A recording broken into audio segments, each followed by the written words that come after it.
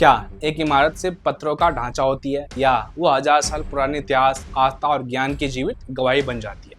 मध्य प्रदेश के धार शहर में स्थित भोजशाला आज केवल एक पुरातात्विक स्थल नहीं बल्कि भारतीय सभ्यता, मां सरस्वती की उपासना, राजा भोज और आधुनिक न्यायिक संघर्ष का प्रतीक बन चुकी है। एक पक्ष में इसे मां वाग्देवी सरस्वती का प्राचीन मंदिर मानता है, जबकि दूसरा पक्ष इसे कमाल मौला मस्जिद कहता है। राजा भोज के स्वर्णिम युग से लेकर मध्य प्रदेश उच्च न्यायालय तक पहुंची ये कहानी सिर्फ धर्म, राजनीति और न्याय का अद्भुत संगम है। हेलो दोस्तों, मैं करण किशोर, आपका स्वागत है हमारे चैनल पर। आज हम बात करने वाले 11वीं शताब्दी में मालवा की धरती पर एक ऐसे महान सम्राट का उदय हुआ जिनका नाम आज भी ज्ञान, संस्कृति और राष्ट्र निर्माण के प्रतीक के रूप में लिया जाता है। राजा भोज लगभग 1010 से 1055 ईस्वी तक शासन करने वाले राजा भोज केवल एक शक्तिशाली शासक नहीं थे, बल्कि संस्कृत, आयुर्वेद, ज्योतिष, वास्तुशास्त्र और साहित्य के महान विद्वान भी थे। उनके शासनकाल में धार नगरी शिक्षा और संस्कृति का विश्व प्रसिद्ध केंद्र बन गई। कहा जाता है कि उन्होंने अनेक ग्रंथों की रचना की और देश भर से विद्वानों को संरक्षण दिया। इसी सांस्कृतिक दृष्टि का सबसे भव्य उदाहरण था भोजशाला। मां सरस्वती को समर्पित मंदिर और विशाल विद्यापीठ यह केवल पूजा स्थान नहीं बल्कि ये एक प्राचीन विश्वविद्यालय था, जहां छात्र वेद, व्याकरण, दर्शन और साहित्य का अध्ययन करते थे। यहाँ विद्वानों के बीच शासन और ज्ञान की निरंतर धारा बढ़ती थी। मान्यता है कि इस मंदिर में मां सरस्वती की अत्यंत सुंदर प्रतिमा स्थापित थी, जिसे वाग्देवी प्रतिमा के नाम से जाना जाता है। भोजशाला की शैली स्पष्ट रूप से मंदिर परंपरा को दर्शाती है। परिसर के स्तंभों पर कमल,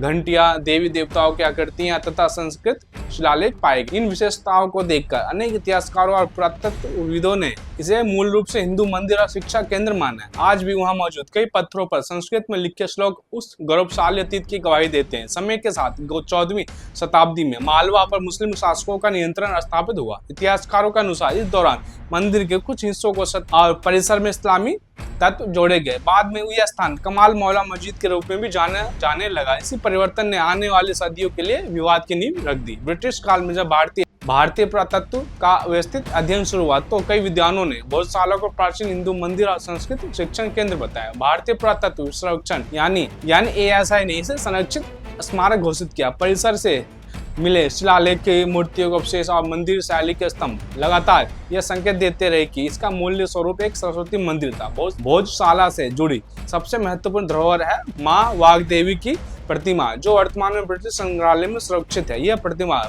परमारकालीन उत्कृष्ट नमूना मानी जाती है। वर्षों से यह मांग उठती रही कि इस प्रतिमा को भारत वापस लाया जाए और उसके मूल स्थान भोजशाला में पुनः स्थापित किया जाए। स्वतंत्रता के बाद भोजशाला विवादास्पद और संवेदनशील होता गया। हिंदू समाज की मांग रही इसे पूर्ण रूप से मां सरस्वती का मंदिर घोषित कर नियमित पूजा की अनुमति दी जाए। दूसरी ओर मुस्लिम समुदाय इसे मस्जिद मानते हुए नमाज का अधिकार मांगता रहा। प्रशासन ने लंबे समय तक व्यवस्था बनाई कि मंगलवार को हिंदू पूजा करेंगे और शुक्रवार को मुस्लिम समुदाय नमाज अदा करेगा। यदि वसंत पंचमी शुक्रवार को पड़ती है तो विवाद और अधिक गहरा हो जाता है। वसंत पंचमी भोजशाला की विशेष महत्व रखती है क्योंकि यह मां सरस्वती की आराधना का सबसे पवित्र दिन माना जाता है। इस अवसर पर देश भर से श्रद्धालु धार पहुंचते हैं और भोजशाला में पूजा करने की मांग करते हैं। उनके लिए यह केवल धार्मिक अनुष्ठान नहीं बल्कि सांस्कृतिक पुनर्जागरण का प्रतीक है। 21वीं सदी में यह विवाद अदालत तक पहुंचा। विभिन्न संगठनों ने याचिकाएं दायर कर वैज्ञानिक संरक्षण की मांग की ताकि यह स्पष्ट हो सके कि यह स्थल का मूल स्वरूप क्या था। मार्च 2024 में मध्य प्रदेश उच्च न्यायालय की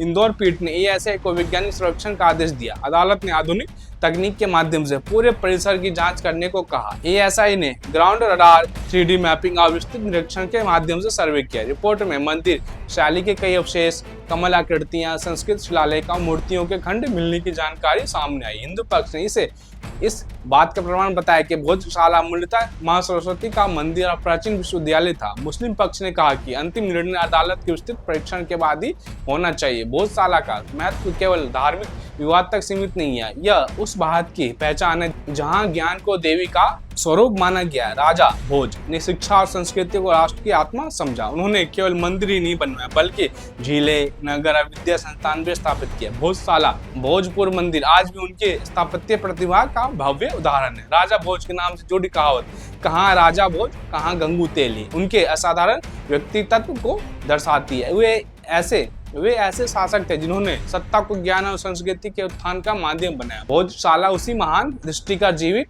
प्रतीक है। राजा भोज से हाईकोर्ट तक का सफर यह केवल इतिहास की कहानी नहीं है, यह आस्था की पुकार, न्याय की प्रतीक्षा और उस भारत की स्मृति है जिसने जिसने ज्ञान को पूजा का सर्वोच्च रूप माना। धार की भोजशाला आज भी अडिग खड़ी है। गानों अपने पत्थरों में हजार वर्षों का संदेश संजोए हुए। सभ्यता बदल सकती है लेकिन सत्य संस्कृत की जड़ें कभी समाप्त नहीं होती। धन्यवाद।